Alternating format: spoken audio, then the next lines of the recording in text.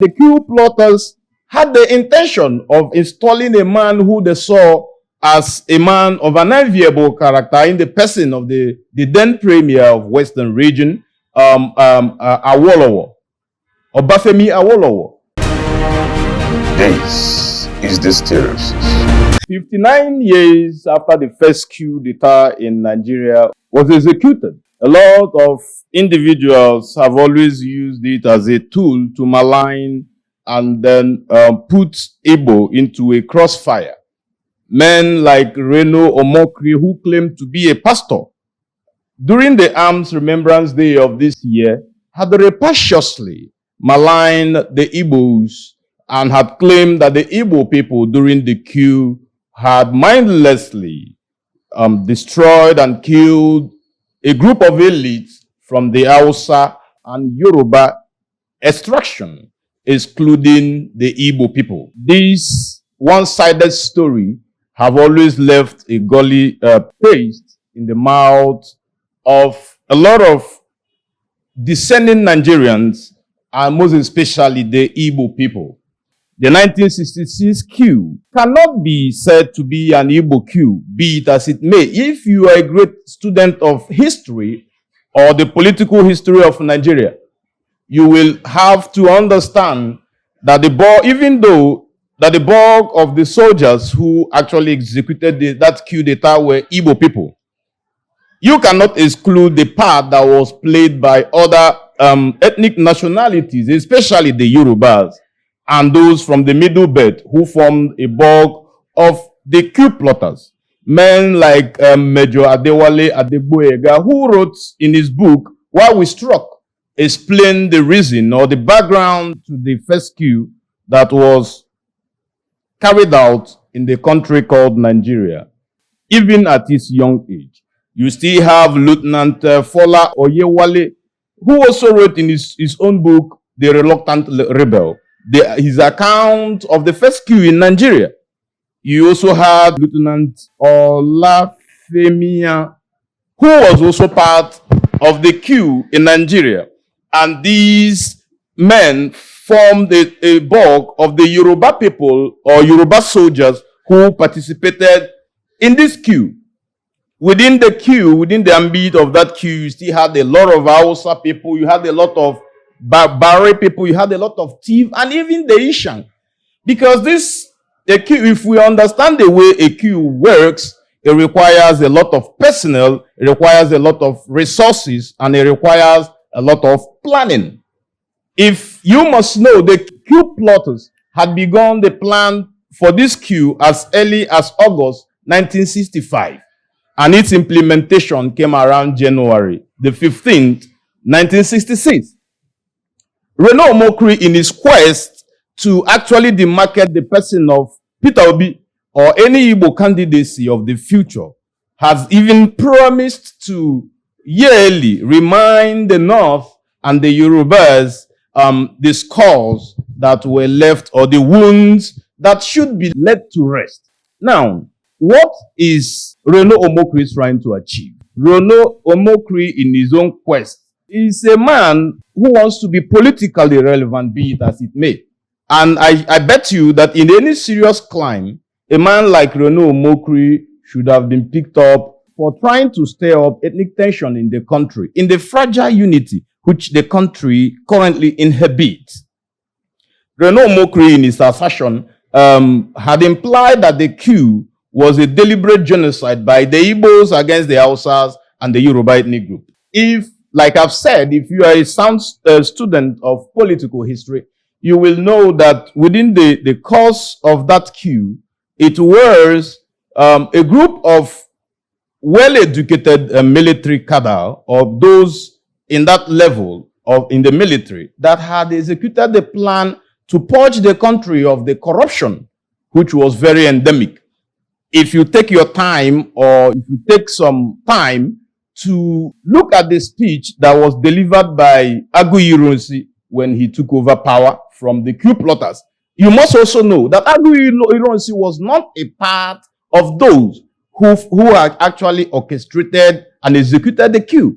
But because he was the highest ranking military officer or one of the highest military ranking officer, he had walked in, and then by divine providence, he had taken over power. In some of the memoir of the coup plotters, you will realize that the coup plotters had the intention of installing a man who they saw as a man of an enviable character in the person of the then premier of Western region, Awolowo, Obafemi Awolowo.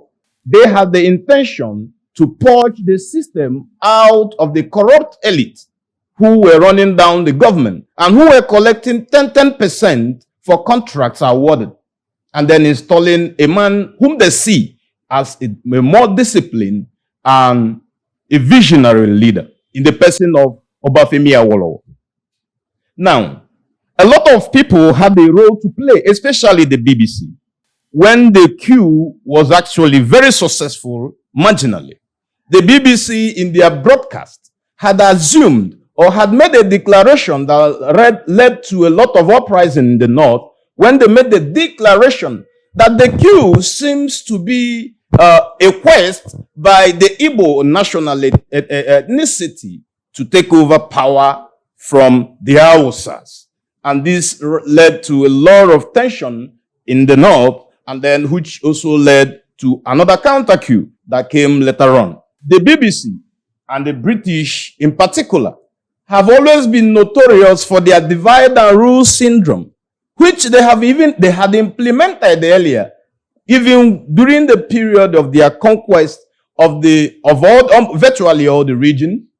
If you are a student of history, you will know that a bulk majority of those who formed the West African Frontier Force were made up of the Hausa people. These were men who led the invasion in the east, the people who destroyed the Arochukwu Confederacy, the men who conquered the Kosoko of Lagos, were predominantly Hausa prior to independence, or prior to even during the period of colonialism.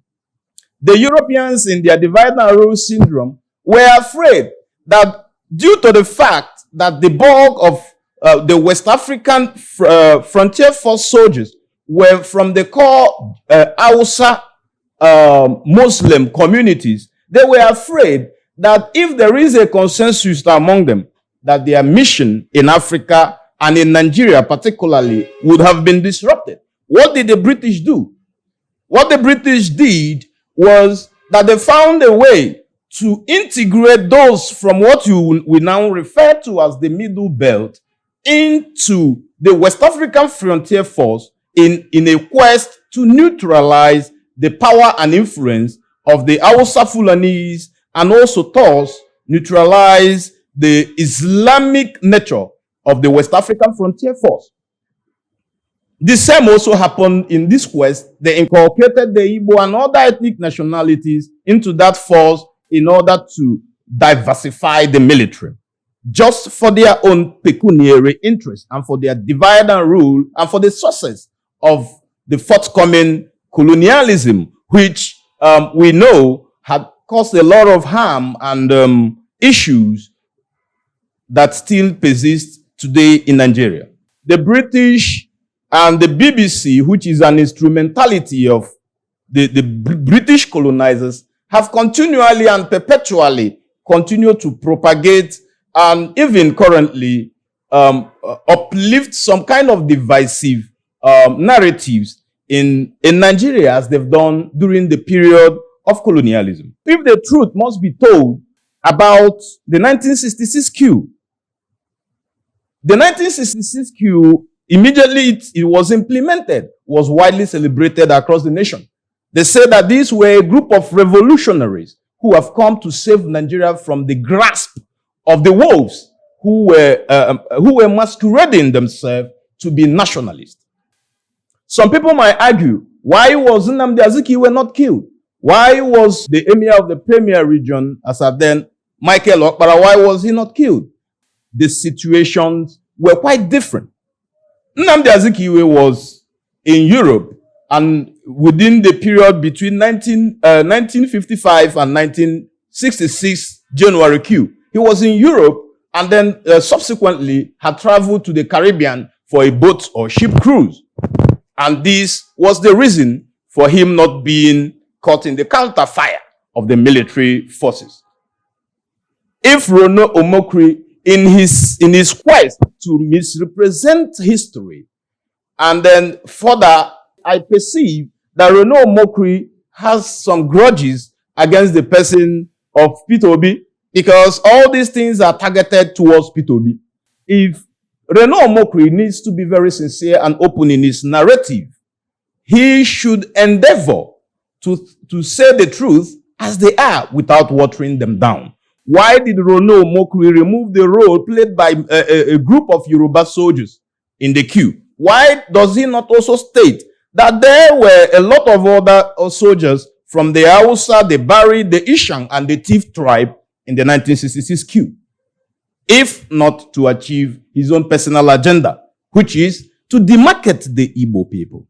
Reno Omokri, be it as it may, I don't believe he is a Christian, talk more of a pastor that he claims that he is.